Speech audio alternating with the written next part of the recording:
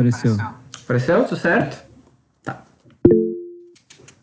Acho que alguém vai entrar. Tá. A Carol respondeu. Beleza. Então vamos lá, gente. Vamos lá. Olha só. Vamos começar com a lista de exercícios 10. Tá? Aí eu marquei os exercícios lá que vocês me sinalizaram. Mas daí, se tiver algum exercício ou outras aqui que vocês queiram que eu resolva, vocês me falem, tá?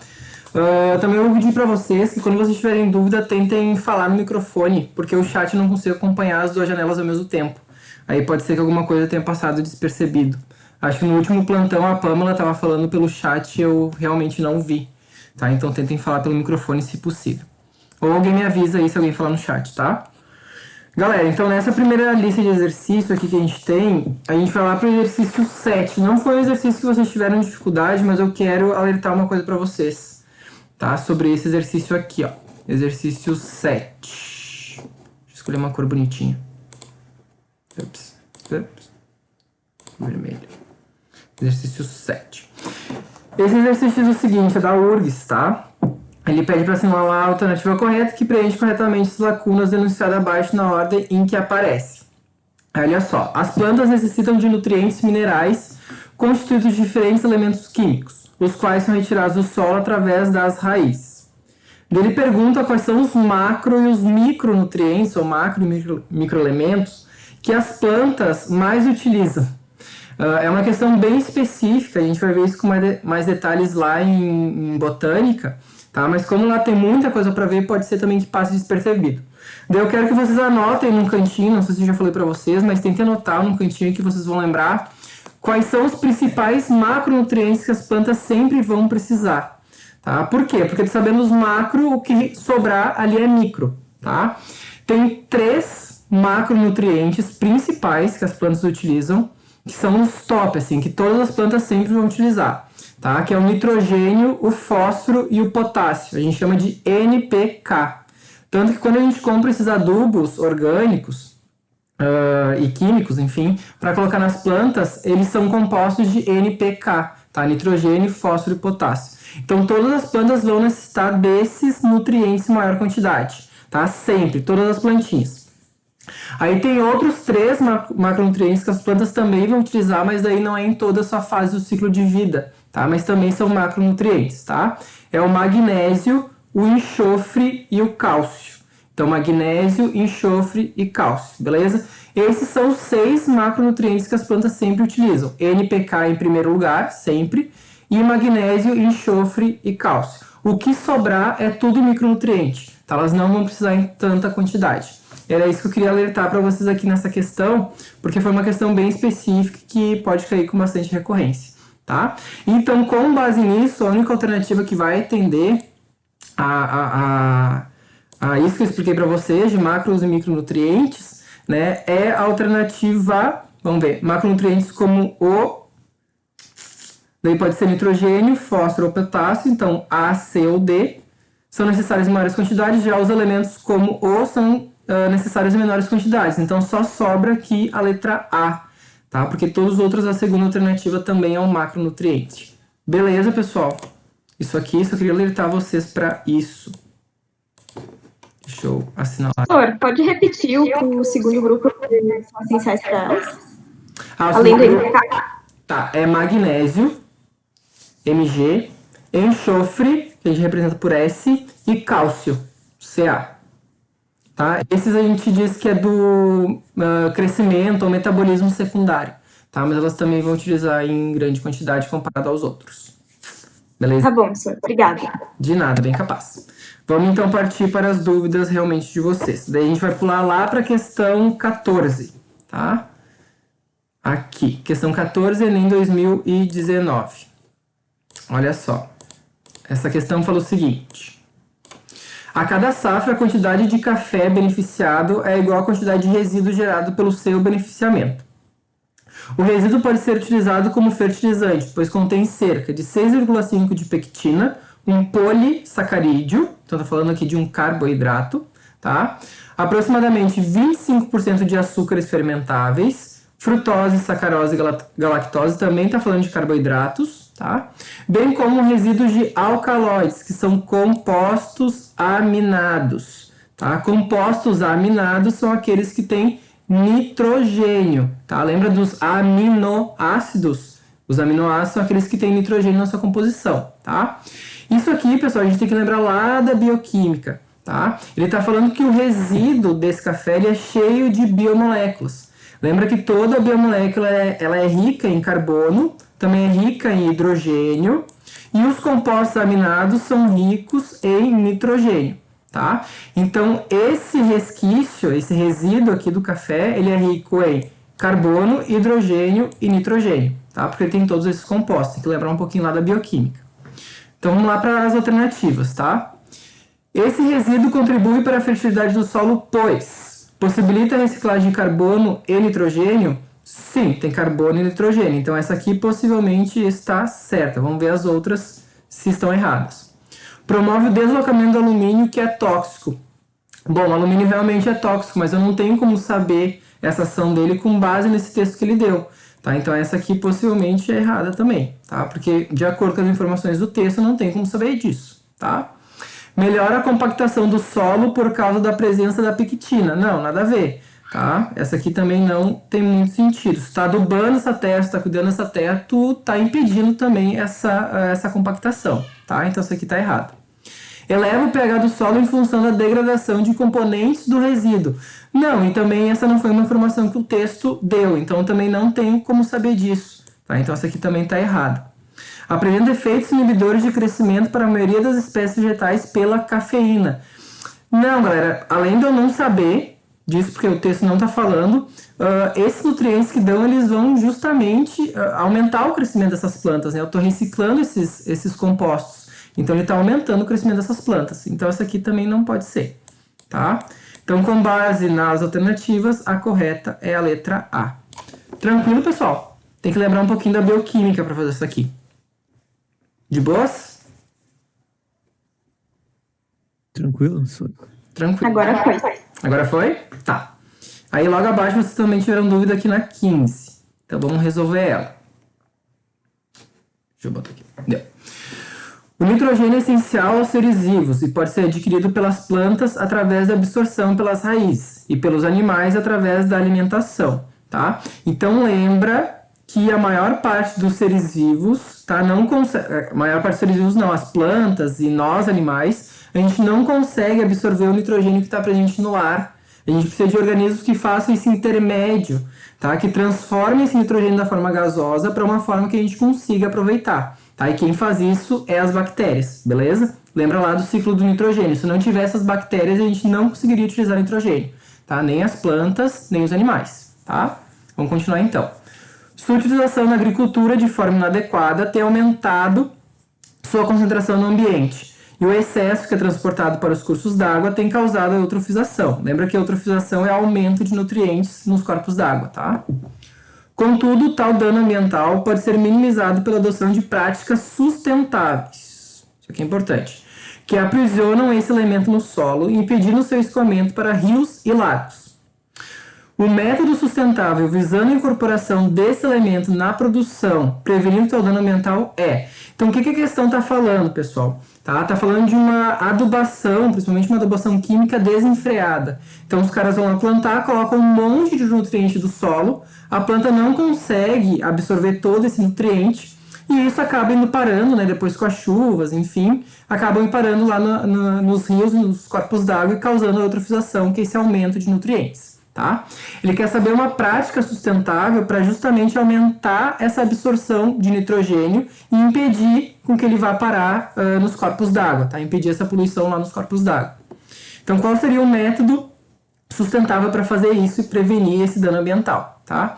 Adição de minhocas na terra. Não, a gente viu na última aula de zoo, para quem viu lá do Filoanélida, que as minhocas são importantes para a reciclagem, né, desses nutrientes. Então, elas produzem um humus, que é justamente rico em matéria orgânica. Então, a adição de minhocas também aumentaria essa quantidade de nutrientes nesse solo, tá? Então, isso aqui não pode ser. Ele quer alguma coisa que aumente a absorção pelas plantas, tá? Que diminua essa quantidade que está sobrando de nutrientes, não quer adicionar mais. Irrigação da terra antes do plantio. Claro que não, porque olha só, tu tirou o plantio, a terra está nua, tá? Sem plantio nenhum. Tu vai irrigar. Todos os nutrientes que estão sobrando, eles vão escoar para algum local. Então, não posso fazer isso. Além disso, isso aqui não é uma prática sustentável, porque a gente sabe que irrigação em solo nu pode causar erosão, tá? Então, erosão não é algo também bom para o meio ambiente. Então, não pode ser, tá? Reaproveitamento do esterco fresco. Não tá faltando nutriente, tem nutriente sobrando, então não tem por que eu adubar mais, tá? Então, isso aqui também não é. Descanso do solo sem adição de culturas. Mesma coisa, tu deixa o solo descansando sem nenhum tipo de plantação, tu aumenta os riscos de erosão. Um solo que ocorre erosão pode levar a assoreamento de algum corpo d'água que tem perto, tá? Pela deposição dessas partículas de terra, de areia. Tá? Então isso aqui também não pode ser porque não é sustentável. Fixação biológica nas raízes por bactérias. Né? Lembra lá dos rizóbios que ficam nas leguminosas? Tá? Então isso aqui é um jeito de conseguir absorver esses nutrientes, enfim, esse nitrogênio que está sobrando no solo. Tá? Isso aqui até inclusive é o que se faz na prática de rotação de culturas. Tu planta um cereal, depois tu planta lá uma leguminosa, que é rico nessas bactérias, desses rizóbios. Tá? Isso aqui auxilia nessa fixação então do nitrogênio que está sobrando. Beleza, pessoal? Essa aqui seria a prática mais sustentável. Tranquilo essa? Sim? Tô falando muito rápido, gente. Não, senhor. Não? Tá. Às vezes eu estou que nem uma metralhadora ali, tem que me parar um pouquinho. Então tá, vamos seguindo. Deixa eu ver se não tem mais ninguém aqui. Não. Érico, tranquilo? Carol, tranquilo? Tudo certo, senhor. Tudo certo? Sim. Tá, beleza. Vamos agora então para a questão 24. Essa aqui. Vamos lá. Eu tô riscando na tela, vocês estão vendo riscando?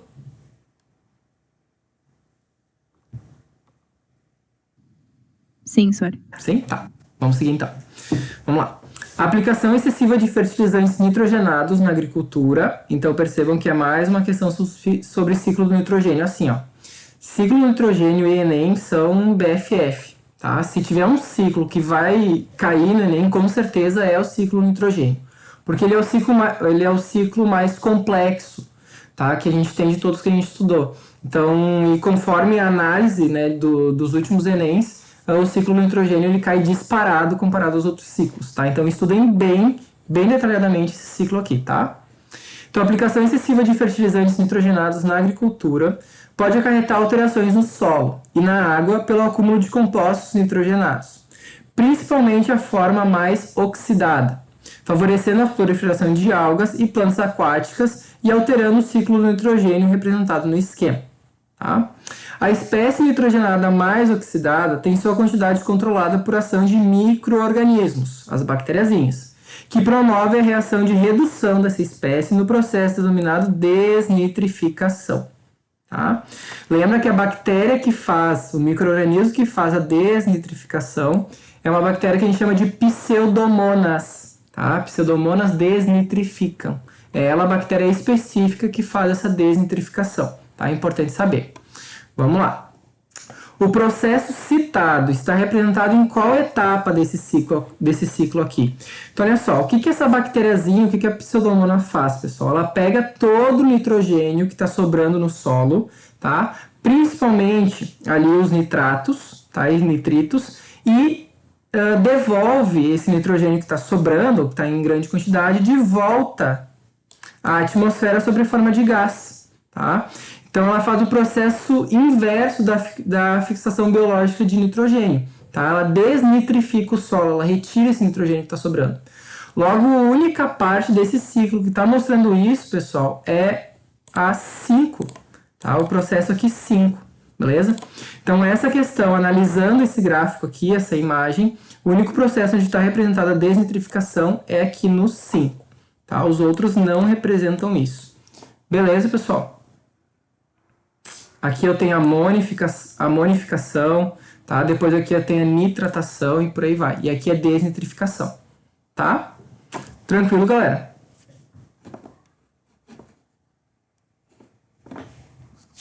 Tranquilo? Tranquilo? Tá. Show. Vamos para a última dessa lista, então. Questão 27, tá? Da URGS 2004. Considere a seguinte situação hipotética e os gráficos que seguem. Em um determinado momento, tempo C, isso aqui é importante porque é o tempo C que vai determinar a mudança dos gráficos, tá? Então marca ele ali. Ocorreu um derramamento de óleo numa lagoa, o que provocou o extermínio de uma população de sapos. Como consequência, ocorreu uma proliferação de gafanhotos nos arredores da lagoa, o que levou a um consumo desenfreado de capim. O capim extinguiu-se naquela área e, na ausência de alimento, a população de gafanhotos também se extinguiu. Então, o que está falando aqui? Que todas as populações viviam nessa lagoa, né, muito de boas na lagoa, até que aconteceu uma coisa que impactou de certo modo, né, causou um desequilíbrio ambiental dessa lagoa. Tá? As espécies estavam lá em homeostase, vivendo bonitinhas, aconteceu um derramamento de óleo, essas populações que viviam ali começaram a ter o desequilíbrio ambiental. Beleza? Então, olha só. Ele pede, tá? Depois a questão vai dizer quais dos gráficos acima representam respectivamente as populações de sapos, de gafanhoto e de capim. Como é que tu vai identificar isso, pessoal? Primeira coisa, marca o tempo C, porque é a partir do tempo C que aconteceu esse desequilíbrio, que aconteceu essas mudanças, tá? Como é que tem que estar esse gráfico antes do tempo C? Esse gráfico tem que estar em homeostase. Por quê? As espécies viviam bem, né, todas elas ali se controlando, as suas populações, estava tudo certo. Então, antes do gráfico, pessoal, antes do tempo C, tá, essa linhazinha aqui que mostra o crescimento da espécie, o número de indivíduos, não pode ter uma alteração muito significativa, porque todas as espécies viviam em equilíbrio antes desse desequilíbrio ambiental, tá? Então, com isso, tu já pode descartar esse aqui, ó. Esse aqui não pode ser. Por quê? Porque antes do tempo C, eu tinha uma população completamente desequilibrada aqui. Tá? Então, esse aqui já descarta. Beleza? Vamos, então, para as questões. Vamos lá. A primeira população é a população de sapos. A população de sapos foi a primeira a sofrer. Logo que aconteceu o derramamento de óleo, tá? Já provocou o extermínio da população de sapos. Tá? Então, vamos procurar o gráfico que mostra logo depois do tempo C, já exterminando, tá? Já exterminando a população de sapos. Qual é o gráfico que mostra isso, pessoal?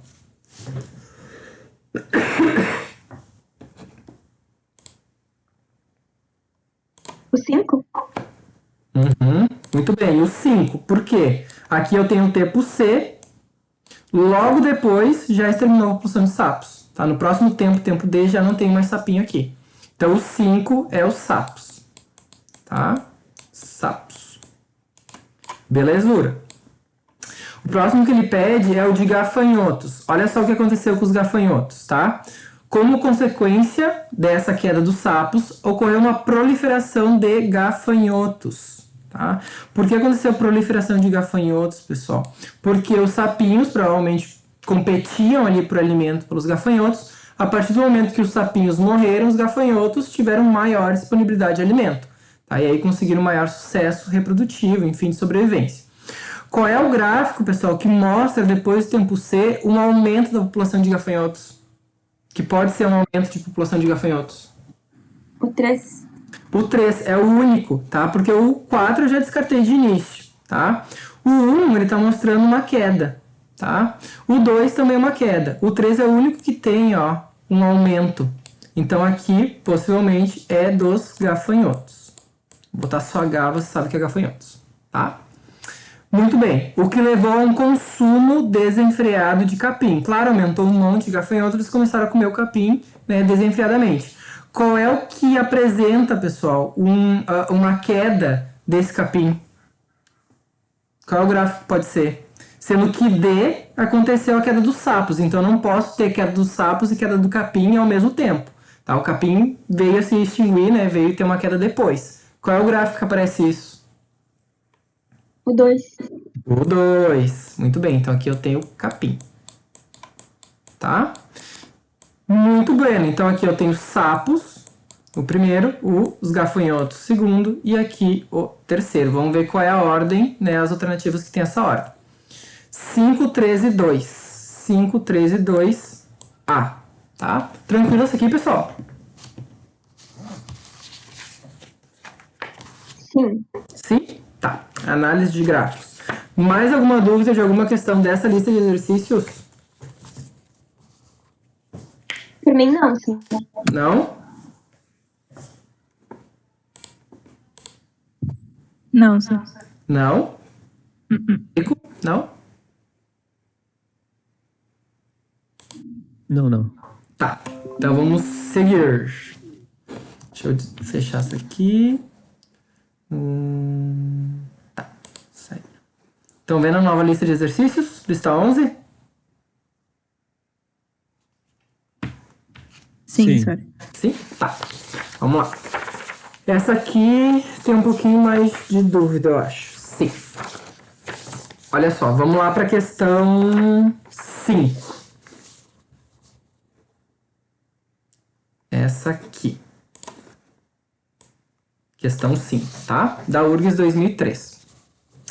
Questão 5 fala sobre coevolução. O que é coevolução? Quando duas espécies, tá, elas evoluem de forma complementar ou de forma dependente.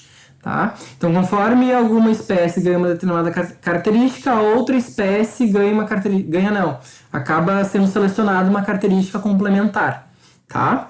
Então, é isso mais ou menos que acontece na coevolução. Eu vou falar o seguinte: a coevolução pode ser definida como uma evolução simultânea, tá? Essa é a palavra-chave, evolução simultânea, de duas ou mais espécies que têm um relacionamento ecológico muito próximo. Através de pressões seletivas, a evolução de uma espécie torna-se parcialmente dependente da evolução da outra. Com base nessa definição, qual dos seguintes interações ecológicas não contribuiria potencialmente para a ocorrência da coevolução? Tá? Pessoal, deixa eu perguntar uma coisa para vocês. Deixa eu ver se eu vou saber perguntar certo também. De todas essas alternativas, tá? Qual que tem um grau de dependência menor? Que as espécies que estão interagindo não têm outras opções a não ser essa interação. Qual dessas alternativas tem esse grau menor?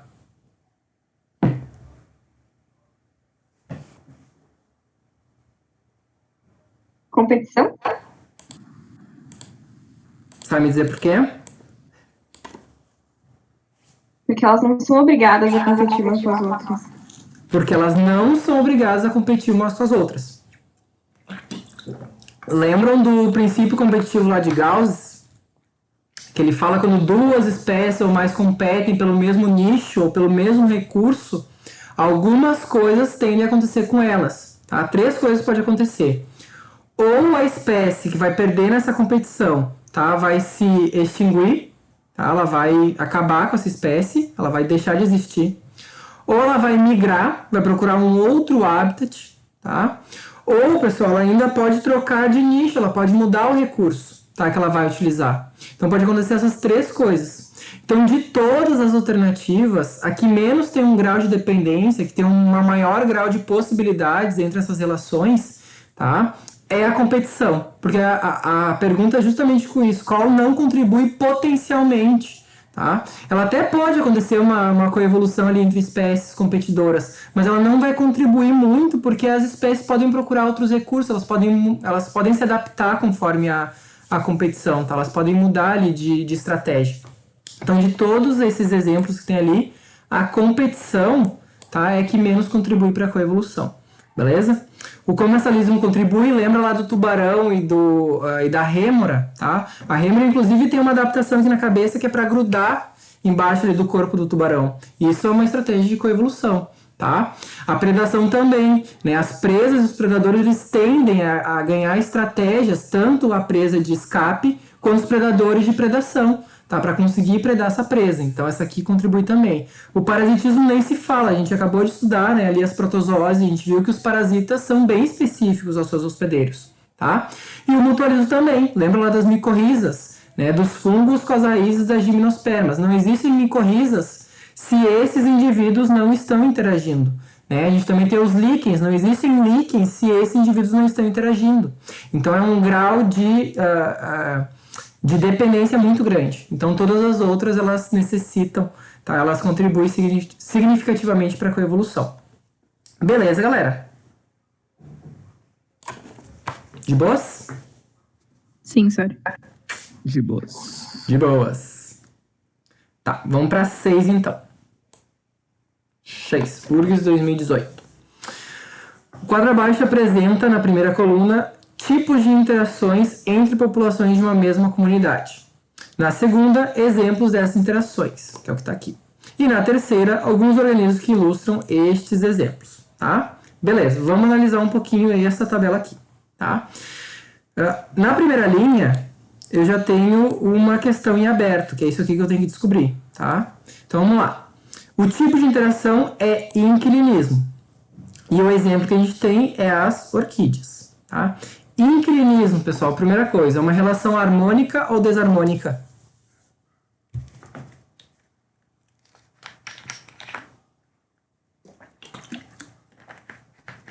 E aí? Ela é benéfica, ela é maléfica? É harmônico. É harmônica, tá? Cuidado para não confundir inquilinismo com parasitismo, tá? Lá no inquilinismo, geralmente acontece em plantas, tá? Uma planta utiliza outra planta como suporte, tá? Mas ela não causa nenhum malefício nessa planta que ela utilizou como suporte, tá? Ela só tá ali para pegar luz ou, enfim, para ficar mais exposta aos raios solares, tá? Mas ela não causa nenhum prejuízo, então é uma relação harmônica, beleza? É uma relação intraespecífica ou interespecífica?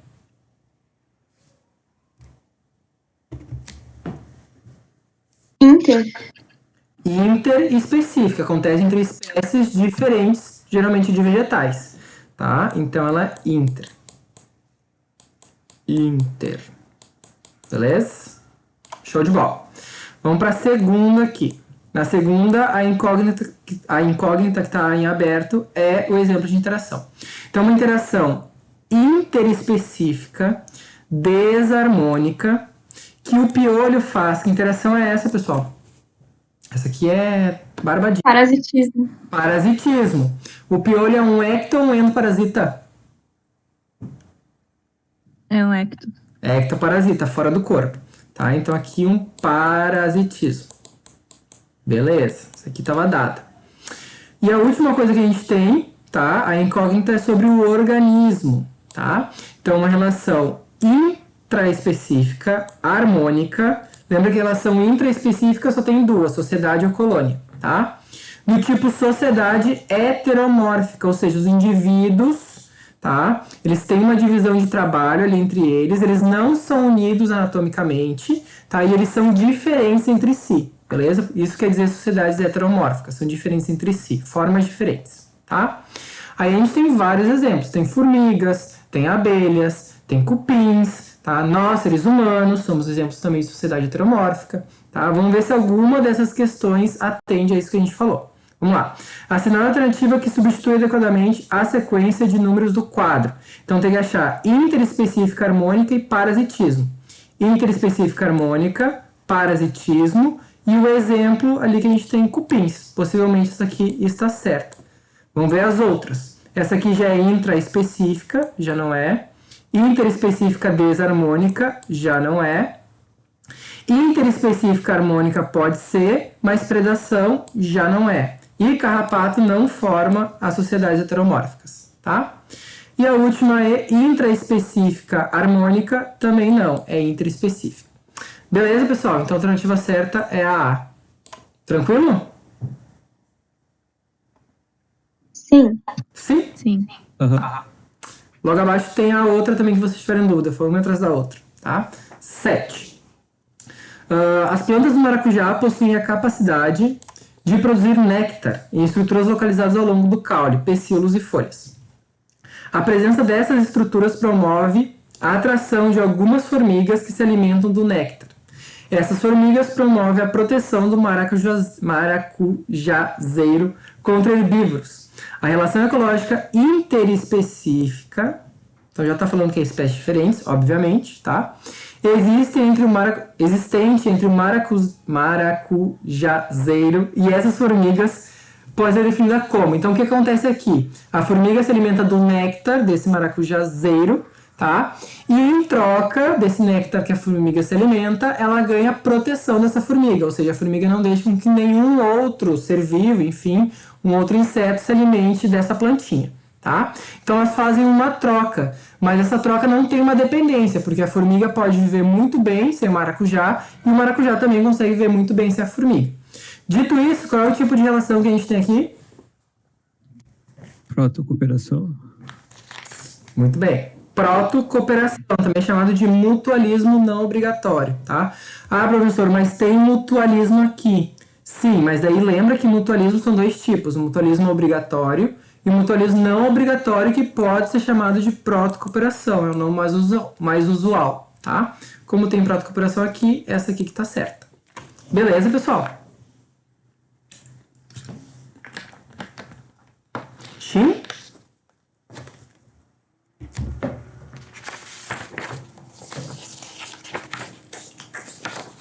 Tá. Eu quero atentar vocês para algumas outras questões. Deixa eu ver aqui qual. A 10. Essa aqui do ladinho. Vou trocar de cor que tá muito azul isso aqui. Aí. 10. Fala o seguinte. Considere as seguintes afirmações sobre interações intraespecíficas desarmônicas. Então, interações intraespecíficas desarmônicas. Entre a mesma espécie, tá? E ao menos um indivíduo vai ser prejudicado. Vamos lá. O canibalismo sexual observado em fêmeas de louva-a-Deus é um exemplo desse tipo de interação. Sim, tá? Lá na louva-a-Deus fêmea, ela acaba comendo o macho depois que a cópula acontece, tá? Então isso aqui é um exemplo de interação intraespecífica desarmônica, porque o macho, né, se ferra, acaba morrendo, tá? E a fêmea é beneficiada. Então isso aqui está certo, tá? Esse tipo de interação não ocorre em plantas, claro que ocorre. Tá? Lá em florestas, por exemplo, isso é muito comum, né? As plantinhas tentam crescer uma mais que as outras para se sobressair e conseguir pegar a luminosidade. E isso é um tipo de relação intraespecífica, isso pode acontecer dentro da mesma espécie, tá? Então tá certo, tá certinho. As disputas por fêmeas, esse tipo de interação, não, quer dizer, tá errado porque ocorre em plantas, tá? Tá certo, tá erradinho. A disputa por fêmeas entre machos de uma espécie. A disputa por fêmeas entre machos de uma espécie exemplifica esse tipo de interação. Sim, os machos competem, um vai conseguir se reproduzir, o outro não, tá? Além de sair todo machucado. Então isso aqui tá certo, acontece sim, tá? Então as alternativas corretas é 1 e 3. Beleza, galera? Isso aqui é só para tentar vocês que isso aqui acontece em plantinhas também, tá? Que a gente acha às vezes que as plantas são inofensivas e elas são muito espertas, tá? Tranquilo, pessoal? Professor, entrando nesse assunto das plantas, eu tenho uma dúvida. Que tipo de interação caracteriza as plantas, aquelas plantas, eu não sei o nome delas, as que comem, as carnívoras, as plantas carnívoras? É algum tipo de relação de predação? Predação. Uhum. É predação. Porque elas vão investir em estruturas e também me fugiu a palavra, mas em cheiros, enfim, um néctar específico para atrair insetos a um determinado organismo. Tem uma planta que ela é um cacto que ela floresce uma vez por ano, né? A flor desse cacto floresce uma vez por ano. E ele tem cheiro de carniça, tá? E é uma planta carnívora, porque ela atrai moscas, e quando essas moscas vão se alimentar desse néctar, que tem esse cheiro muito forte de carniça, né? Acha que é um bicho podre, ela acaba se alimentando dessas moscas, tá? Então é um tipo de predação, tá? Tá correta a lógica. Inclusive foi as plantas que inspiraram fazer os Demogorgons, lá do Stranger Things. É a mesma plantinha que inspirou a fazer aqueles monstrinhos, tá? Mas é predação. Certo? Tá bom, senhor. Obrigada. De nada. Tá, vamos lá. Essa aqui, tá? A 13, que eu deixei uma perguntinha. Olha só, uma questão do Enem. Tudo bem que é de 2019, tá? Mas é do Enem, tá? Exame Nacional do Ensino Médio. E olha a questão que eles colocam, tá? Uma colônia de formigas inicia-se com uma rainha jovem. Só de início, o que tá errado, pessoal? É uma sociedade. É uma sociedade, não tem nada a ver com colônia, tá? Sociedade. Tá? Então aqui é um erro conceitual. Isso aqui poderia inclusive anular a questão, porque tá errado, né? E aí lá nas alternativas, se não me engano a alternativa correta é a A, ela fala, daí pergunta, uma característica que contribui diretamente para o sucesso da organização social e fala em colônia.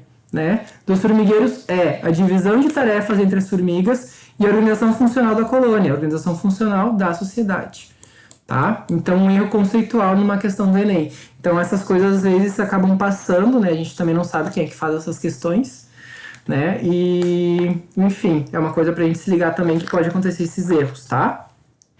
Tranquilo, galera?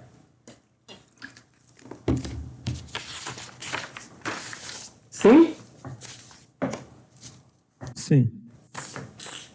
Bem, vamos lá. Eu vou para a última dessa lista, tá? É porque essa aqui tinha bastante detalhezinho que eu queria ressaltar para vocês. Então, eu vou para a última, que é essa aqui, 22, tá? Que ela pode causar umas confusõezinhas.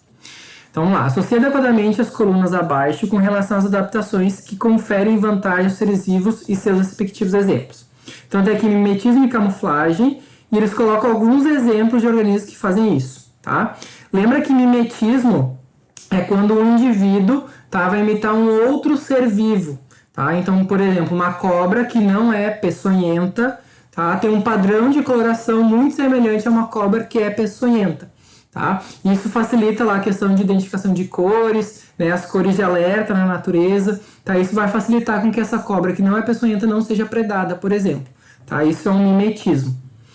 A camuflagem, ele é quando um indivíduo tem colorações ou formas, tá, semelhantes ao ambiente onde ele encontra, tá? Eu quero que vocês anotem em um cantinho da questão, enfim, onde vocês acharem melhor, que a gente tem dois tipos de camuflagem, tá? Os dois nomes que podem aparecer. Nessa questão não apareceu, mas podem vir, pode ser que venha aparecer, tá? A gente tem a homocromia, vou escrever aqui. Homocromia. Homo a gente sabe que é igual. Cromia vem de cor. Então é quando o indivíduo tem a mesma cor do ambiente, tá? É uma camuflagem do tipo homocromia. O indivíduo tem a mesma cor que o ambiente. E a gente também tem a homotipia.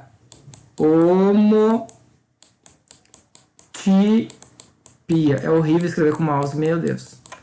Homotipia, tá? Homo é igual, tipia é tipo, forma. Quando o indivíduo tem a mesma forma, tá, do que o ambiente onde ele se encontra, tá? Daí eu vou ter uma homotipia, beleza? Agora vamos lá para a questão.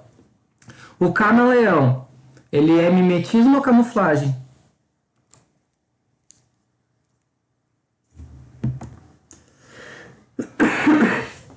Camuflagem. Camuflagem, tá? Porque ele tem padrões de coloração, ele consegue mudar suas cores, tem células cromatóforos, né? Que são células que mudam de cor, que nem o polvo, tá? Então, uma camuflagem, tá? Bicho-pau, aqui que vocês poderiam se confundir, por isso que eu falei isso, tá? Por quê? Porque o bicho-pau, pessoal, ele imita um outro ser vivo, que é uma planta, tá? Um galho de uma árvore. Então, vocês poderiam pensar que é um mimetismo, mas na realidade não, é uma camuflagem. Tá? Uma camuflagem do tipo homotipia, beleza? Então aqui também é 2, tranquilo? Aqui era a confusão que poderia causar com vocês. A falsa coral não tem peçonha, tá? E ela imita uma cobra que é peçonhenta, que é a coral verdadeira. Então ela é um mimetismo, tá? Uma estratégia ali de defesa, escapar da predação. O mimetismo do tipo batesiano, inclusive, tá? A orquídea, essa orquídea abelha, tá? Que imita ali uma abelha para o zangão ir lá e copular e ajudar na polinização dela. Também é um mimetismo, reprodutivo, tá? Que a gente chama. Então também é mimetismo. E o linguado, como ele se assemelha ao fundo ali dos mares, onde ele se encontra, tá? A gente vai dizer que é uma camuflagem. Então a resposta é 2, 2, 1, 1, 2. Vamos ver onde diz isso. 2, 2, 1, 1, 2. D. Tranquilo, galera?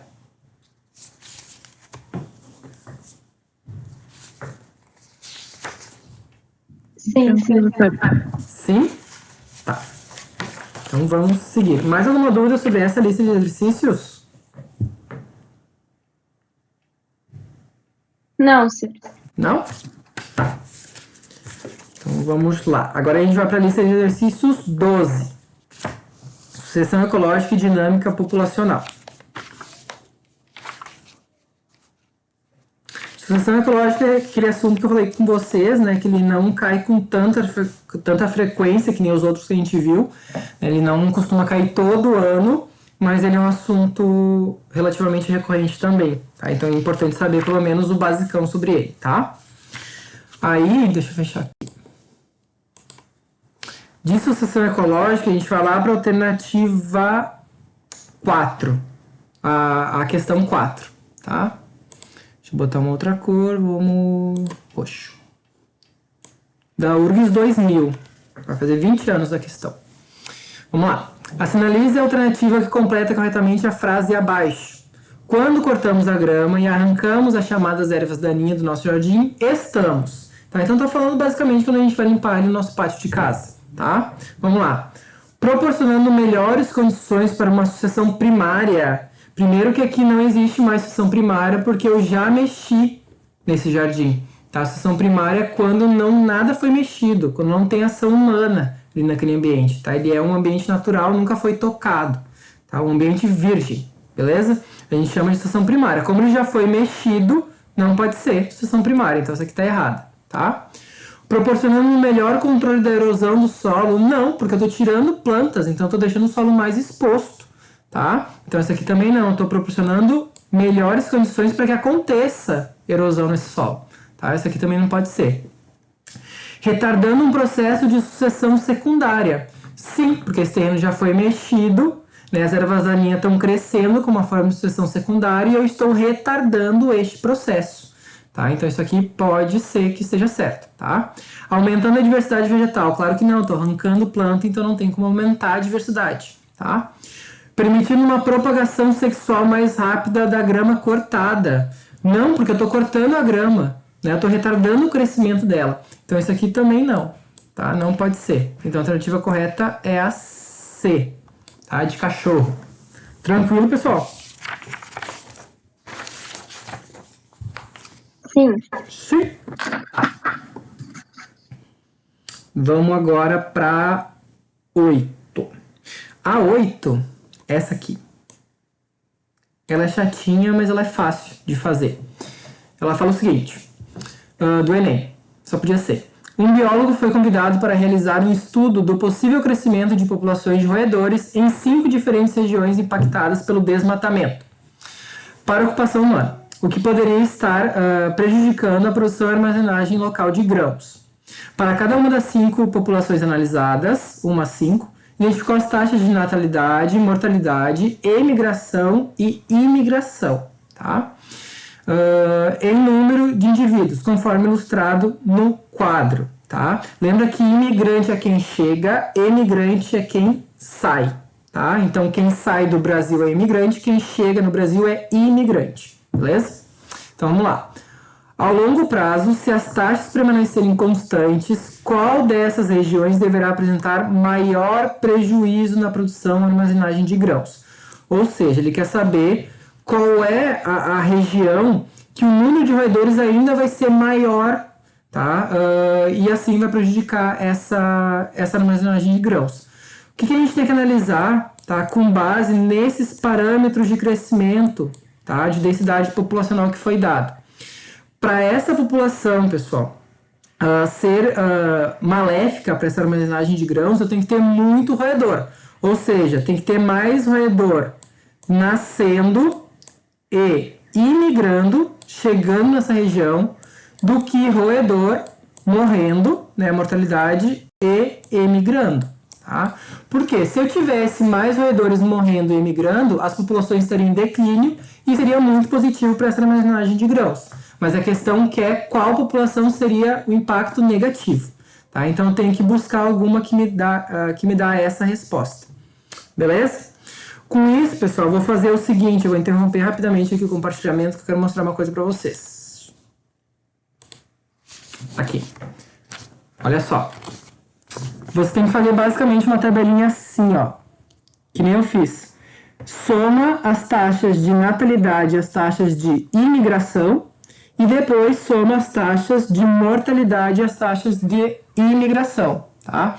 Aquele grupinho de indivíduos que der uma maior taxa de natalidade e imigração é a que apresenta maior dano, tá? Então, se tu fazer todas as somas, tu vai perceber que lá na região 4, tá? O número de indivíduos que tem nessa região é de 92 e o número de indivíduos que está morrendo, enfim, que está imigrando, é de 37. Tá? Então, esse aqui ele apresenta uma maior taxa de natalidade e imigração e uma menor taxa de mortalidade e imigração. Tá? Daí faça essa tabelinha que vocês vão se achar. Dá para enxergar direitinho ela? Sim. Sim? Tá. Sim. Aí com isso vocês vão chegar que a população que oferece, então, maior risco, tá? É a população 4, da região 4, tá? A resposta D. Deixa eu voltar aqui a compartilhar com vocês a tela. Beleza, então a resposta a D, de dado. Muito bem, tranquilo, gente, isso? Tranquilo. Tranquilinho? Tá. Vamos para a questão 11, da PUC. O gráfico abaixo apresenta a curva de crescimento de uma população em função do tempo. Tá? Então, lembra que o crescimento de uma população, eu posso ter um crescimento real, tá? Ou um crescimento imaginário, que a gente chama de curva de potencial biótico. O que é esse potencial biótico? É o quanto uma determinada população poderia crescer, tá? Se não tivesse nenhum fator de resistência ambiental. Ou seja, se não tivesse competição, se não tivesse limitação de recursos, falta de água, falta de alimento, tá? Se nada disso existisse no ambiente, a espécie cresceria, né, de forma exponencial, conforme mostra essa curvinha aqui, tá? Beleza, daí pergunta o seguinte. A curva de potencial biótico, CPB, que está aqui representado, difere da curva de crescimento real, que é essa aqui, tá? Pela existência de um elemento denominado de resistência do meio, ou resistência ambiental, tá? O qual reflete diferentes fatores ambientais que interferem na população. Sobre esses fatores, então está perguntando sobre os fatores de resistência, tá? Pode-se afirmar, vamos lá. A densidade populacional não pode ser considerada como fator de resistência do meio, pois quanto mais indivíduos de uma população em uma mesma área, maior será o número de cruzamentos e, por conseguinte, nascimentos. Tá, beleza. Mas os recursos, como é que ficam? Né? Quanto mais indivíduos pode ser de uma mesma espécie eu tenho no mesmo ambiente, mais limitado ficam os recursos, tá? E limitação de recursos é um fator de resistência ambiental. Então essa aqui não pode ser, tá? Tá errado. A disponibilidade de alimentos se converte principalmente em um fator de resistência do meio, quando duas espécies competem pelo mesmo recurso alimentar. Galera, primeira coisa, disponibilidade do alimento sempre vai ser um fator de resistência. Ele não vai se converter só quando duas espécies diferentes competirem pelo mesmo nicho, pelo mesmo recurso. Ele sempre vai ser. Por quê? Porque pode faltar alimento entre indivíduos da mesma espécie, e eles vão competir também, tá? Então, isso aqui também está errado. Disponibilidade de alimentos sempre é um fator de resistência do meio, tá? Sempre. Porque o alimento também não está de forma ilimitada, não é free, não é open de alimento, tá? Ele tem limite também na natureza. C. A relação entre predador e presa é um exemplo de fator de resistência do meio, pois uma espécie regula a proliferação da outra. Sim, tá? Eu tenho aqui predador e presa, eles ficam se regulando as densidades populacionais. Então, isso aqui é um exemplo de regulação do meio, tá? De resistência do meio. Então, tá certo. A relação ecológica de parasitismo não afeta a dinâmica populacional, pois o resultado final é a coadaptação entre parasita e hospedeiro. Tá, eu tenho uma coadaptação, uma coevolução, mas ela também faz um controle populacional entre o parasita e o hospedeiro. Porque lembra que por mais que o parasita não queira matar seu hospedeiro, né, dependendo da carga parasitária, ele vai acabar morrendo. Tá? Então, essa relação parasita e hospedeiro, eles se controlam também a densidade populacional. Então, essa aqui também está errada. Resposta certa é a C, tá? De cadeira. Certo, pessoal? Tranquilo? Sim, senhor. Podia fazer a 10, essa faixa? A 10, posso. Por favor. Aqui. Sim, essa 10 é bem boa. Vamos lá. 10 da URGS, 2018. Em 27 de setembro de 2017, o governo federal anunciou a extinção total do decreto que previa a abertura do RENCA, Reserva Nacional de Cobre e Associados, para a entrada de empresas de mineração que cobiçavam ouro, cobre e outros tesouros na região. A renca contemplava 9 reservas ambientais indígenas, que seriam impactadas caso o governo liberasse a área para a entrada de empresas privadas. Então, o que acontece? Para extrair o minério de uma região, pessoal, primeiro tu precisa de uma grande área, tá? E segundo, que tu precisa desmatar. Por quê? Porque tu precisa de uma alta maquinaria para extrair esse minério, tá? E essas máquinas têm que entrar através de estradas, enfim, de grandes áreas. Então, tu também acaba desmatando o ambiente que está ali em volta, tá? Além disso, se tem algum terreno, sei lá, que tem muito minério, ele está coberto por vegetais, por exemplo, tu tem que desmatar toda essa área, retirar toda essa cobertura vegetal para que tu tenha acesso a esse minério e consiga extraí-lo, tá? Então a mineração também é uma grande causadora de diversos impactos ambientais, tá? Principalmente da forma como ela é feita. Então vamos lá. Considere as afirmações abaixo sobre os possíveis impactos ambientais gerados pelas atividades mineradoras em áreas florestais. Então aqui está falando que esse minério está encontrado, né, próximo ou no meio de florestas. Então eu vou precisar desmatar. Vamos lá. O minério retirado do solo altera a população de bactérias biofixadoras, o que reduz a fixação de carbono por esse organismo. Tá, ele altera realmente a população de bactérias biofixadoras, mas o que essas bactérias fixam no solo? É carbono? Não, é nitrogênio. Nitrogênio, então essa aqui tá errada, só por causa disso, tá? Lembra lá do ciclo do nitrogênio. A mineração gera erosão no solo. Gera, porque tu retira a cobertura vegetal, e sempre quando tu retira a cobertura vegetal de um solo, tu deixa ele exposto, né, aos agentes ali ambientais, tá? Chuva, enfim, outras coisas que possam vir a acontecer, vento. A mineração gera erosão do solo? Gera. O que leva ao saneamento dos rios? Sim, esse solo que está sendo erodido, essas partículas vão parar em algum lugar. Geralmente elas param dentro dos corpos d'água, causando o saneamento do rio, com consequente alteração da topografia de seus leitos e aumento das suas cheias, tá? Isso aqui provavelmente vocês viram lá em geografia, tá? Então, muda o curso do rio, tá? Geralmente causa inundações, então o rio que era retinho, bonitinho, ele fica assoreado e toda aquela água extravasa, tá? Isso aqui é a mudança na topografia do rio. Então, isso aqui tá certíssimo, tá? A diminuição da produtividade primária e da biodiversidade deve ser o desmatamento em áreas exploradas pela mineração. Sim, pessoal, tá? O que é produtividade primária? Tudo aquilo que a planta produz, tá?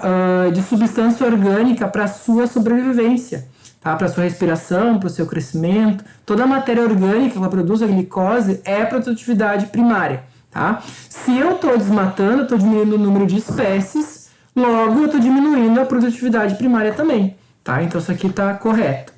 Então vamos lá, as alternativas estão corretas, é a 2 e a 3. D. Tranquilo essa? Entendi isso. Obrigada. Entendeu? Que bom. Então vamos seguir. 14. Essa aqui é bem boa também. Vamos lá.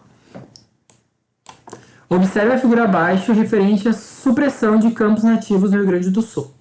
Então, olha só, aqui está mostrando que existe um campo de 1.000 hectares, tá? E dá duas situações hipotéticas do que pode vir a acontecer nesse campo. Então, a primeira coisa, tá? Se faz uma supressão do campo nativo, ou seja, eu retiro parte da cobertura vegetal, para fim que tiver que ser, plantio, moradia, e dê somente uma mancha única, tá? De 400 hectares. Ou na situação 2, eu suprimo esse campo, só que eu deixo várias manchinhas menores. Tá? Eu faço uma fragmentação de habitat bem fragmentada. Tá? Então isso aqui é os resquícios da mata original e isso aqui foi o que eu limpei, o que eu retirei da cobertura vegetal. Tá? Então ao invés de fazer uma mancha única, eu faço várias manchinhas pequenininhas. Tá? Aí vamos lá para a questão. Com base no esquema, assinale a alternativa que preenche corretamente as lacunas do enunciado abaixo na ordem que aparece. Tá? As espécies campestres de mamíferos encontram melhores condições de habitação na situação.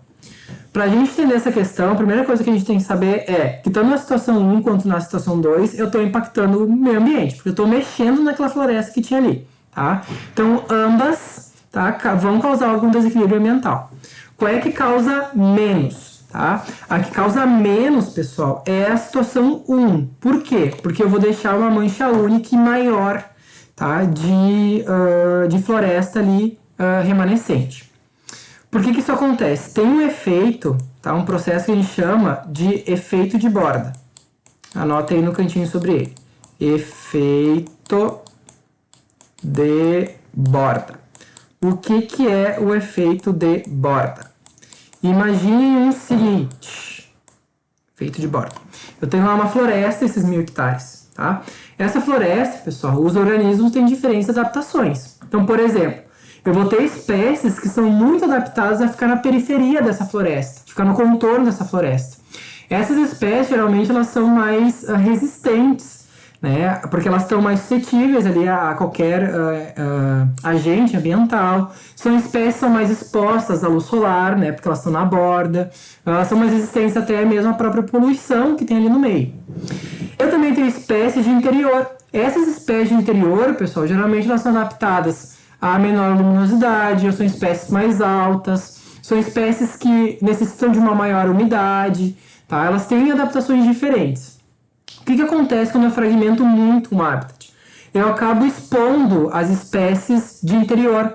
Eu vou desmatar, vou retirar as espécies de borda que estavam mais aqui na periferia e eu exponho essas espécies de interior. Tá?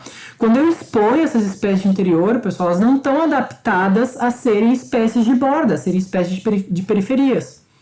Pode ser, né, que as espécies venham morrer se tem uma alta luminosidade. Pode ser que as espécies venham morrer por falta, sei lá, de água, já que elas estão mais expostas. Tá?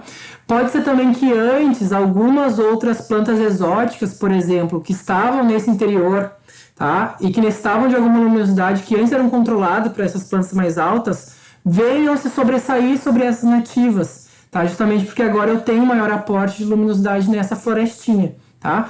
Então, enfim, pode acontecer uma série de desequilíbrios ambientais. Por isso que entre as duas alternativas, a situação 2 ela é que causa mais impacto, tá? Porque eu mexo com toda essa população, com todas essas espécies vegetais e também de animais que habitam essa área anteriormente, tá? Então, vamos lá para a questão. As espécies campestres de mamíferos encontram melhores condições de habitar na situação 1, tá? Ambas vão impactar, mas aqui eles apresentam maior, né, chance de sobrevivência, enfim, por essas questões que eu falei para vocês, é na situação 1, tá? Aqui fala em mamíferos, mas tem tudo a ver, né? Alguns mamíferos se alimentam das plantas, enfim, também dependem delas para sua sobrevivência. Se ela morre, eles também acabam perdendo o habitat, tá? Então, na situação 1. Uma vez que pode ocorrer... O que pode ocorrer nesse 2, pessoal? Pode acontecer, entre as alternativas que tem aqui, tá? Perda de biodiversidade. Eu posso isolar também as espécies. Então, aqui tem uma espécie de mamífero e eu isolo ela que vive lá num outro fragmento. Elas não se encontram mais, tá? Então, pode acontecer isolamento geográfico, especiação aqui também, tá? Uma vez, então, que pode acontecer uma dessas coisas, tá? E isso está escrito, então, na situação 2. Então, a alternativa que atende a essas questões que eu falei para vocês é justamente a que tem 1 no início e 2 no final. Então, todas que não tem já vamos riscar. A B não pode ser, a C não pode ser, e a E não pode ser, tá? Vamos ver a A e a B. A A está falando que o que pode acontecer é isolamento geográfico, então foi isso que eu falei para vocês, e a outra está falando aumento da biodiversidade. Claro que não, se eu estou desmatando, não tem como acontecer aumento da biodiversidade. Tá? Então, essa aqui, a resposta certa é a A. Tranquilo, pessoal?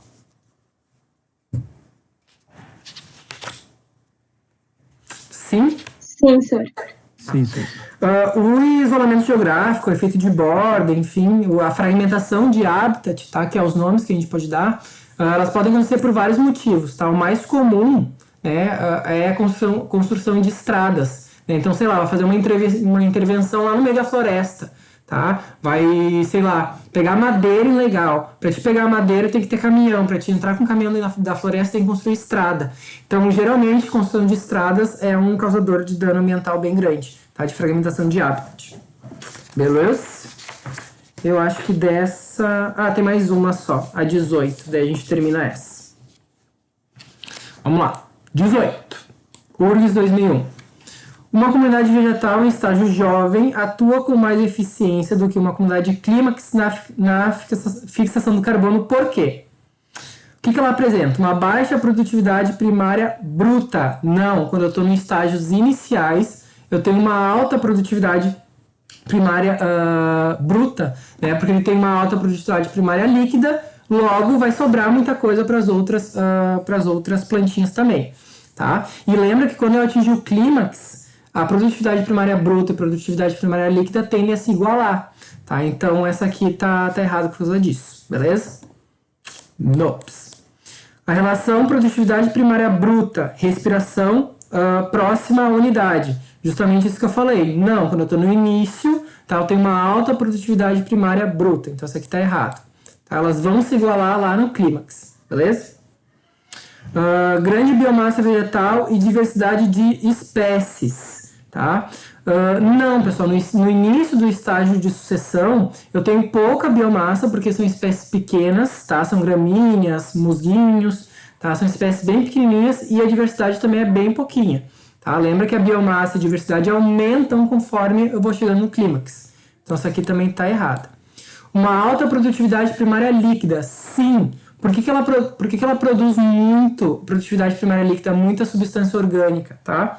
Porque o metabolismo dela é mais acelerado e porque ela está crescendo, tá? Então, assim, ela vai necessitar também muito dessa glicose para conseguir crescer.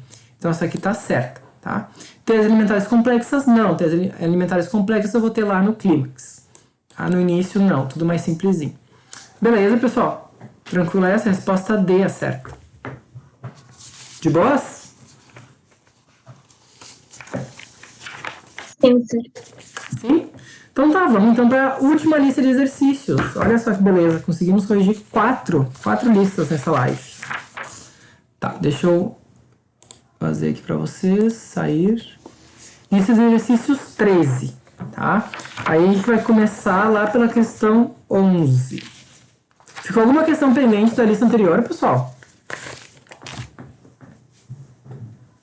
Não, senhora. Não? Tá. Não, sir. Beleza. Vamos lá para 11 então, galera. Vamos pegar aqui marrom. Muito bem. Na filogenia abaixo estão representadas, de acordo com a proposta mais aceita atualmente para a evolução dos vertebrados, as relações evolutivas entre alguns grupos de animais. Então, antes da gente analisar, eu quero te lembrar o seguinte. Uma árvore filogenética, uma árvore da vida, árvore evolutiva, ela sempre conta, tá, a história evolutiva de grupos de indivíduos. Tá? E ela também vai nos dar a informação de quem é mais aparentado com quem é mais parente de quem. Tá?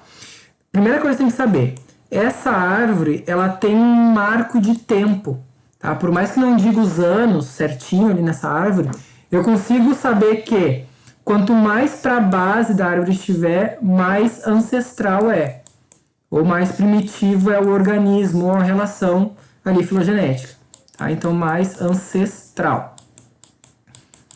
Quanto mais para o topo dessa área filogenética, mais atual ou mais derivado. Tá? Então, o que eu já posso saber? Que as espécies que estão aqui, elas são ancestrais, tá, a esses grupinhos que estão aqui, que são mais recentes. Tá? Essa é a primeira coisa que eu posso inferir com isso. O que mais, pessoal? Quais são os grupos que vão ser mais aparentados com quem? Os grupos que vão ser mais aparentados com quem são aqueles que compartilham um ancestral comum mais recente. Tá? Vamos ir para a questão que eu vai conseguir visualizar melhor isso. Então, olha só. Os répteis possuem um ancestral exclusivo, não compartilhado com nenhum outro grupo de animal. Vamos lá para os répteis, estão aqui. Tá, bonitinhos. Esse é o ancestral dos répteis. É exclusivo deles? Nenhum outro grupo tem esse mesmo ancestral? Não. Quem é que tem? As aves. Então essa aqui tá errada. As aves são do mesmo ancestrais que os répteis. Até tem aquela discussão, né? Se a ave é um grupo válido ou se elas também são répteis, né? Enfim, tá? Por causa disso. Os lagartos são tão próximos evolutivamente dos crocodilos quanto são das tartarugas. Então aqui tá os lagartos. Tá dizendo que eles são mais próximos dos crocodilos, tá? Do que das tartarugas, é isso? Os lagartos são tão próximos evolutivamente dos crocodilos quanto são das tartarugas. Não, galera, porque olha só. Eles são mais próximos dos crocodilos. Por quê? Porque eles compartilham um ancestral comum mais recente. Entre lagartos e crocodilo, aqui está o ancestral. Tá? Entre lagartos e tartarugas, aqui está o ancestral. Tá? Então, quem compartilha o ancestral com o mais recente é lagartos e crocodilos, e por esse motivo eles vão ser mais aparentados, tá? Porque eles compartilham o ancestral comum mais recente. Beleza? Então, essa aqui não pode ser. Não. Vamos para a próxima. As tartarugas são mais próximas evolutivamente dos mamíferos do que das aves. Então, aqui está as tartarugas. Vamos lá. São mais próximos dos mamíferos do que das aves. Vamos analisar a árvore filogenética. Onde é que está o ancestral em comum entre tartarugas e entre aves? Está aqui. Onde é que está o ancestral em comum entre tartarugas e mamíferos? Está aqui. Tá? Qual é o mais recente entre tartarugas e aves? Logo, elas são mais próximas das aves do que dos mamíferos, tá? Então, essa aqui também está errada. Os peixes e os anfíbios compartilham um ancestral único e exclusivo. Peixes e anfíbios. É único e exclusivo? Não. Não, todos os vertebrados têm esse ancestral em comum. Por isso que os vertebrados é uma categoria taxonômica válida, porque ela é monofilética. Todos os representantes desse grupo compartilham o mesmo ancestral em comum. Tá? Monofilético. Então essa aqui também está errada. E por fim só sobra E, né? As aves são o grupo mais próximo evolutivamente dos crocodilos. Aves, crocodilos, mesmo ancestral em comum. Certinho essa, tá? Tranquilo, galera?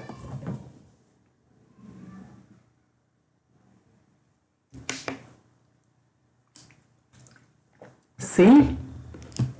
Tranquilo, César. Tá. Árvore filogenética. Oi? Tranquilo? Ah, tá. Pensei que era uma pergunta. A árvore filogenética não dá pra te analisar por proximidade, tá? Sempre tem que voltar lá pro ancestral em comum. Beleza? Outra coisa que eu quero te alertar aqui, ó, em árvore filogenética. Aqui na questão não pede, tá? Mas eu já quero te alertar. Deita a nota aí no cantinho. Sempre que eu não tenho pontos de bifurcação, então aqui é um ponto de bifurcação, tá? Tem um ancestral comum e uma bifurcação. Isso aqui também representa um processo, um evento de cladogênese, tá?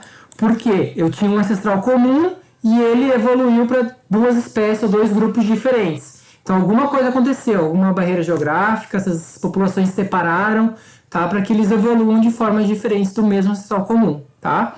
E as linhas, elas representam eventos de anagênese, ou seja, a evolução de um grupo sem que tenha uma barreira geográfica, tá? Eventos de anagênese, isso aqui é importante. Beleza, pessoal? Revisar a evolução aí junto. Tranquilo?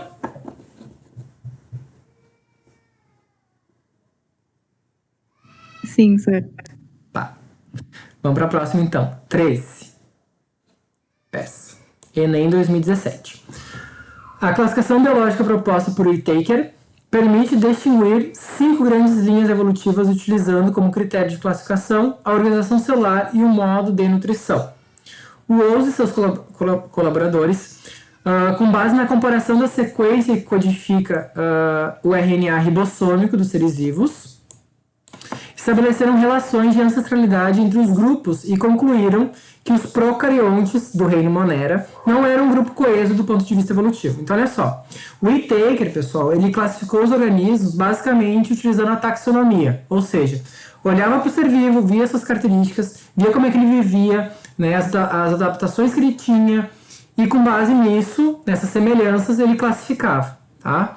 O Owens e os colaboradores, eles permitiram a análise filogenética, ou seja, pegar as informações genéticas desses indivíduos, tá? A partir do RNA ribossômico, que é o que todos os indivíduos vão ter, tá? Eles são menorzinhos, mais fáceis também de sequenciar e de analisar, e vão comparar. Aqueles que tiverem RNA ribossômico mais semelhante são mais aparentados, e aqueles que tiverem RNA ribossômico mais diferente, né, serão menos aparentados.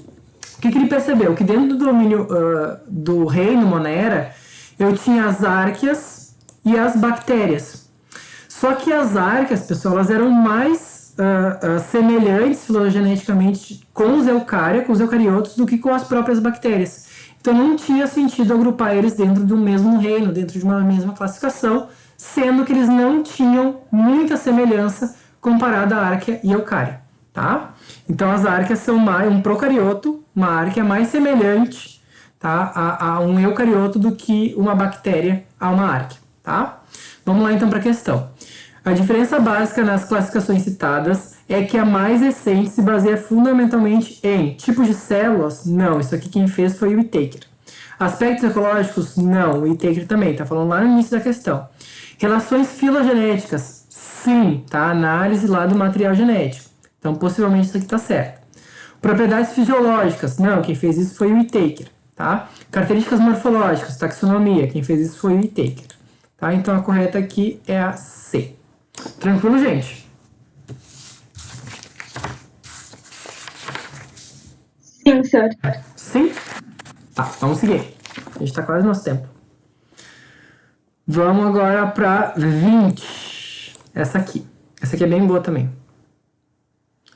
Perceba como é importante aquela aula de evolução e áreas filogenéticas, porque elas estão em tudo, né? Todas as questões, todas as listas de exercícios que vocês viram até agora, a partir daquela aula, todas tinham área filogenética, pelo menos uma questão.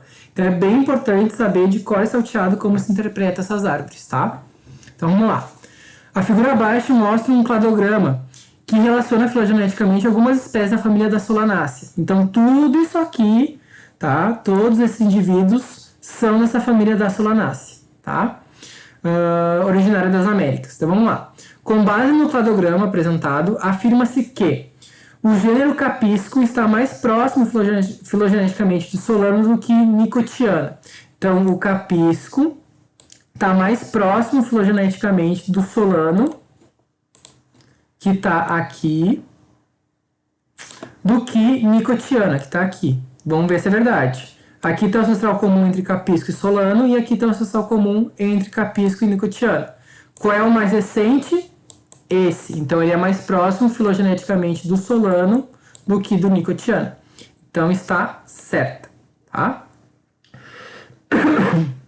A espécie Solano peruvian está mais próxima filogeneticamente do Solano lycopersicum do que do Solano tuberosum. Então eu tenho aqui, deixa eu trocar a cor, o Solano peruviano, tá? E ele está dizendo que ele está mais próximo do Solano lycopérsico. Vamos ver se é verdade. Aqui está o Solano lycopérsico. Aqui está o ancestral comum entre eles. Aqui está o ancestral comum com a outra espécie. Qual é o mais recente? Esse aqui. Então está correta também, tá? Tá certinho. Vamos para a próxima e última. A espécie de Solanaceae apresentada no cladograma constitui um grupo monofilético. Sim. Tá? Eu tenho aqui um ancestral comum. Esse grupo, tá? Todos os representantes descendem do mesmo ancestral em comum que esse aqui. Tá? E a Solanaceae abriga também todos os representantes desse ancestral em comum. Então, com base nessas características, é um grupo monofilético. Tá certinho também. Então, a resposta certa é a E. Tranquilo, gente? Tranquilo. Tranquilo? Tá. Como nosso tempo está apertado, tem mais alguma dessa lista que vocês querem que eu resolva?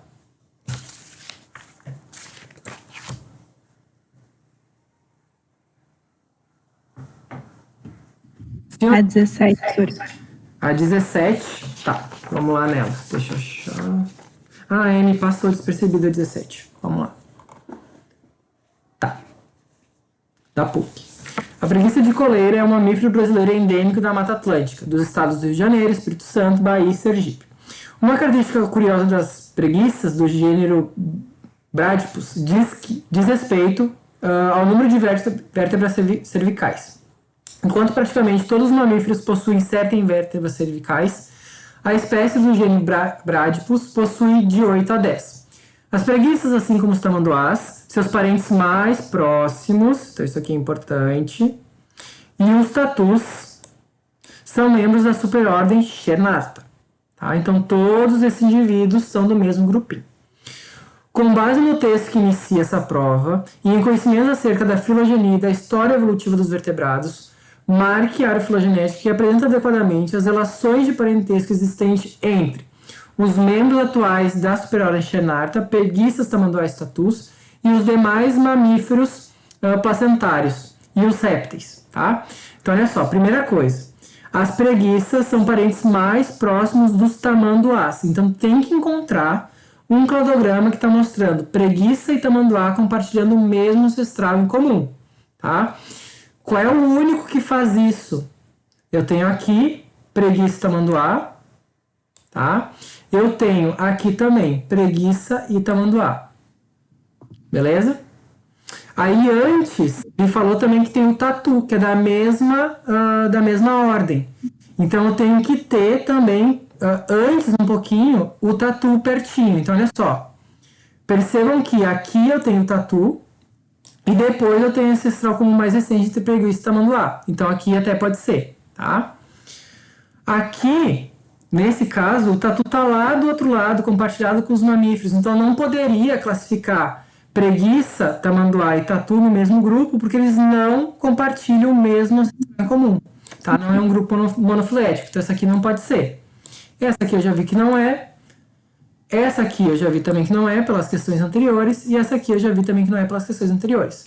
Então a única que diz a respeito disso e que atende ao que está dizendo a questão é a B. Tranquilo? Ficou uma dúvida? Nessa não.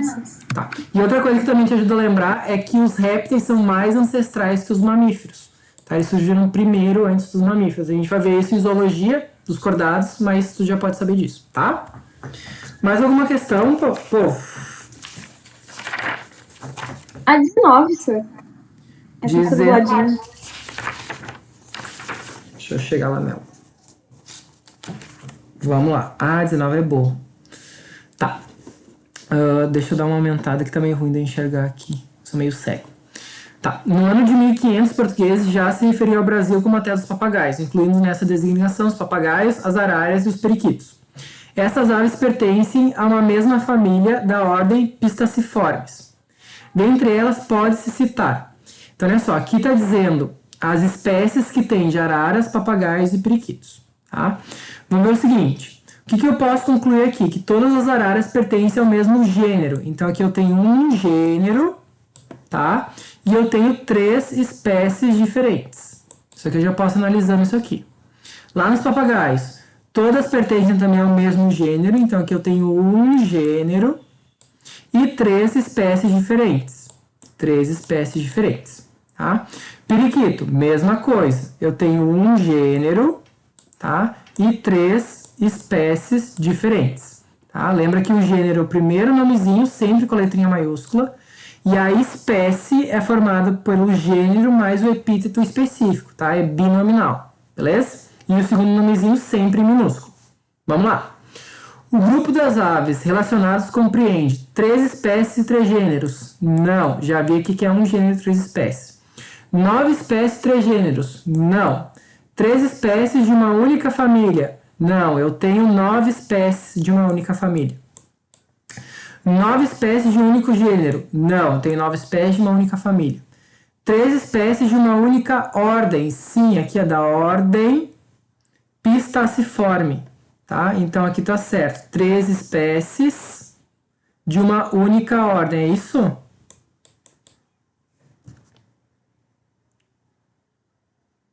Não, olha só que burro. Não, volta, gente. Volta. Nada a ver, eu vi que tinha coisa errada. Isso aqui também não. Ó, 3 espécies de uma única ordem não. Eu tenho 9 espécies.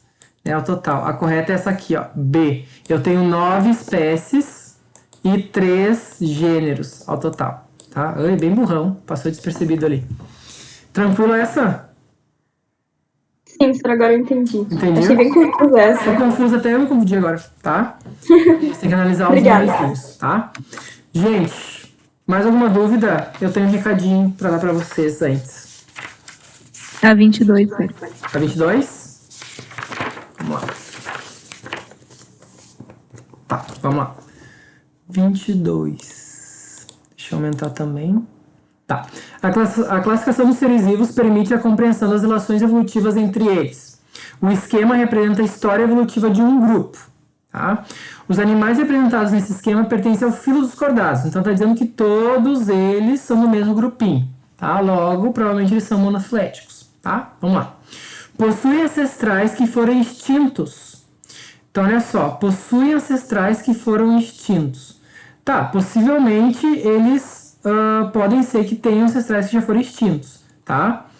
Mas está perguntando por que eles pertencem ao mesmo filo. Isso aqui não me explica por que eles pertencem ao mesmo filo. Tá? Então, essa aqui não atende ao que pede a questão. Tá? Surgiram há mais de 500 milhões de anos. Tá, surgiram há mais de 500 milhões de anos. Mas também não me explica por que eles são do mesmo grupo. Tá? Então, isso aqui também não tem nada a ver. Evoluíram a partir de um ancestral comum. Sim. Tá? Por isso que eles são do mesmo grupinho. Todos esses seres, esses indivíduos aqui, têm o mesmo ancestral em comum. Por isso que ele é um filo, por isso é uma categoria taxonômica válida, por isso que é monofilético. Tá? Evoluíram do mesmo ancestral em comum e esse grupo abrange todos os descendentes desse ancestral. Tá? Deram origem ao grupo dos mamíferos atuais? Tá, deram origem ao grupo dos mamíferos atuais, mas não me explica também por que eles são do mesmo grupo. Vivem no ambiente aquático em algumas fases da vida, nada a ver. Né? Isso aqui também não me explica nada. Beleza, pessoal? Alternativa C. Tranquilo?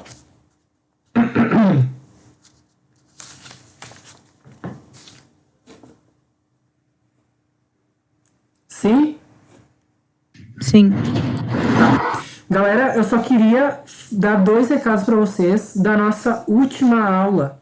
Tá? Deixa eu mostrar aqui que eu acabei me passando. E aí eu acho que a lista que eu disponibilizei ontem, desculpem a demora, essa semana foi bem corrida, vocês podem encontrar dificuldade. Então eu quero alertar 2 coisas. Tá? Deixa eu abrir aqui a aula. Tá. Estão enxergando os slides? Sim, só. Sim. Tá. Olha só. Primeira coisa é o macete, tá? Ali para os artrópodes. Deixa eu chegar lá. Olha só, eu botei uma tabelinha lá para vocês. Porque assim, a zoologia é mais fácil a gente estudando fazendo resumo e tabela, tá? Aqueles resumos que eu botei para vocês lá, material com resumo, ele é bem bom para vocês estudarem, tá? Então tentem estudar por ali. Olha só, eu botei nessa ordem, não foi em vão, tá? Então lá nos artrópodes eles compreendem os grupos dos crustáceos, aracna, inseta, diplópoda e quilópoda, tá? Como é que tu pode lembrar desses grupinhos? Da seguinte maneira, tem uma frasezinha que a gente lembra, tá? Caí de 4. Caí de 4. Daí tu lembra de crustácea, aracna, insecta, diplópoda e quilópoda, tá? Caí de 4, beleza? Outra coisa que é importante que vocês saibam, isso aqui, ó, o número de pernas, tá? Percebam que tem uma ordem, ó, 5, 4, 3, 2, 1. Então, sabendo esse macete, cair de 4, só coloca depois 5, 4, 3, 2, 1. Que daí tu vai saber o número de pernas que esses indivíduos têm, tá? E aí isso pode facilitar ali na hora da prova tu se lembrar, tá? Então esse é o macete que eu esqueci de falar pra vocês. Tá, pessoal? E outra questão é sobre os equinodermas, tá? Isso aqui, ó. Quanto à reprodução, tá? Todos os equinodermas, que são aquele grupo de organismos exclusivamente marinhos, que já são deuterostomes, são mais próximos dos cordados, tá? Eles vão ser dioicos, ou seja, têm os sexos separados, mas eles não têm dimorfismo sexual. Ou seja, o macho e a fêmea são iguais, tá? Não tem diferenças morfológicas, beleza? Eles têm uma fecundação externa, então eles vão liberar os gametas na água, e eles liberam muito gameta, tá? Muito gameta mesmo, inclusive dá pra ver quando eles estão no período reprodutivo, de tantos gametas que eles liberam, tá? E o desenvolvimento vai ser indireto, porque tem o estágio de larva. E isso é muito importante para te lembrar que a larva dos equinodermos é bilatéria. O adulto é pentarradial e a larva é bilatéria. Isso é uma característica muito importante deles, tá? Essa questão. E tem uma outra coisa muito importante, que é isso aqui, ó. Que a gente viu lá nos plateumintes, nas planárias, nas esponjas, mas que os outros organismos não tinham muito, tá? Que é a capacidade de ter fragmentação e regeneração, tá? Se a gente pega uma estrela do mar, que é isso aqui, tá? E quebra ela, quebra os braços dela, cada bracinho, pessoal, ele consegue dar origem a um novo indivíduo, tá? Só que essa regeneração ela é limitada, não posso fragmentar num pó, por exemplo, essa estrela do mar. Não é que nem as esponjas. As esponjas eu faço um pó de esponja, cada pozinho vai dar origem a uma nova esponja, tá? Aqui nas estrelas do mar a regeneração ela é limitada, tá? Eu, sei lá, se eu quebro ela no meio ela vai dar origem, mas se eu faço, sei lá, um pó dela, ela não vai conseguir se regenerar, tá? Basicamente o que eu não posso fazer é quebrar, ela tem que ter alguma ligação com o disco central que ela tem aqui no meio, tá? Aqui na serpente do mar eu consigo ver bem nítido, tá? Se ela tem, sei lá, eu quebro um braço, ela tem uma ligação com esse disco central, ela vai se regenerar. Se eu quebro um braço e não tem ligação com esse disco central, ela não se regenera, tá? Então é uma regeneração limitada. Beleza, galera? Foi o que eu esqueci de falar com vocês. Tranquilo isso? Sim, sir. Sim? Então tá, gente. Você tem mais alguma dúvida? Crise existencial? Surto coletivo? Ah, isso tem vários, né, sir? Tem vários, né? Ah, mas logo vocês vão ter um período de recesso, tá? Eu achava que ia ser semana que vem, mas vai ser na próxima ainda, tá? Aí, assim, na semana que vem a gente vai começar a ver os cordados, não vai dar pra terminar, né? Aí a gente vê um pouquinho dos cordados, daí a gente tem o recesso e depois a gente continua, tá? Beleza, gente? Tá bom, sir. Muito obrigada. Eu que agradeço, obrigado pela presença de vocês. Hoje foi mais reduzidinho nosso plantão, pessoal. Acho que já tá de clima de férias, tá? É isso. Fiquem bem, fiquem em casa, se cuidem. Qualquer coisa, contem comigo, tá? Tá Tá bom, bom, senhor. sir. Obrigada. Tchau, Tchau, tchau. tchau, tchau. Obrigado.